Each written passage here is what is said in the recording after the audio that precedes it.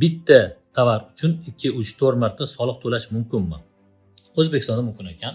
Oxirgi paytda tadbirkorlarimizga shunaqa xatlar kelyapti. Mazmuni shundan iboratki, hurmatli soliq to'lovchi deb turib, sizda o'tkazilgan tahlilga ko'ra, sizni kontragentlaringizni qo'shimcha qiymat solig'i nofaol holatga kelib qolgan va biza shunaqa deb o'ylaymizki, Soliq kodeksining 14-15-moddasiga asosan siz qalbaki yoki ko'zbo'yamachilik uchun shartnoma tuzgansiz. Sizni kontragentingiz guvohnomasi nofaol holatda bo'lganligi uchun siz buni abdal deb talqin qilishyapti. Buni hisobdan undan olgan qo'shimcha qiymat solig'i summasini zachotdan chiqarib tashlashingizni va perrashyot topshirib to'lab qo'yishingizni so'raymiz degan mazmunda xatlar kelyapti. Bu turdagi tahlil, avvalo aytaman, na avtokameralga, na kameralga va na soliq auditiga tushadi. Bilmadim qaysi turdagi tahlil, no shunaqa mazmunga xatlar kelyapti.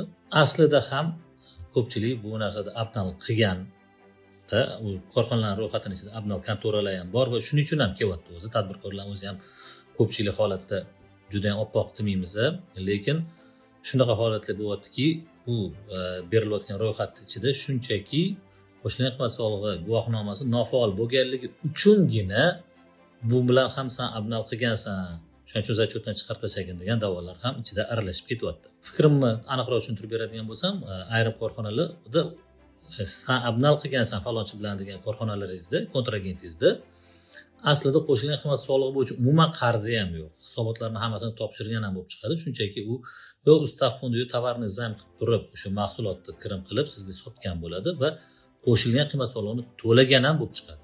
To'langan holatda ham soliq organi xodimlari tomonidan afsuski shu holatlarga e'tibor qaratilmayapti va faqatgina qo'shimcha qiymat solig'i guvohnomasi nofaol holatda bo'lganligi uchungina abnalchiga chiqarib qo'yishyapti. Shunaqa holatda iltimos, hurmatli tadbirkorlar, birinchidan abnal qilmanglar, ikkinchidan to'g'ri ishlagan bo'lsanglar va kontragentinglar aslida shu qo'shimcha qiymat solig'ini to'lagan bo'lsa, endi sizlar kontragentinglardan mana shu tovar kirim qilganligi hujjatini, o'sha oyda sizga bergan shot faktura qilingan oyda topshirilgan hisobot reyestrida o'sha imенно siz shot fakturangiz borligini, hisobotlari bo'yicha qo'shimcha qiymat soliqlarini to'lagan bo'lsa, platyoshkalarini olib, endi siz soliq organi xodimiga hurmatli soliqchi deb javob xati yozib yuboringlar.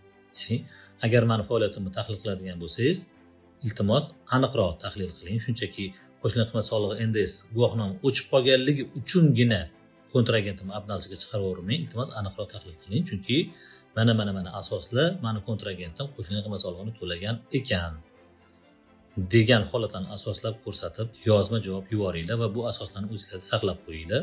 Hozir endi boshlanishining o'zida umuman tahlil qilmasdan turib sizga shu narsalarni chiqarib yuborgan xodim ertaga sudlashishgacha borish ehtimoli ham yo'q emas va o'z navbatida soliq organining ayrim mana shunaqa murojaatlarni chiqarayotgan xodimlaridan iltimos qilgan bo'lardik, tadbirkorlarni ham ortiqcha bezovta qilmasliklarini so'ragan bo'lardik. Prezidentimiz bitta ish o'rni yaratgan tadbirkor boshimni ko'tarib yuraman turgan paytda kontragentlarini tahlil qilmasdan turib, soliq to'lagan to'lamaganligini o'rganmasdan turib, faqatgina guvohnomasi nofaol bo'lganligi uchungina hammani abnalchiga chiqarib yuborishi amaliyotini to'xtatishinglarni so'ragan bo'lardik.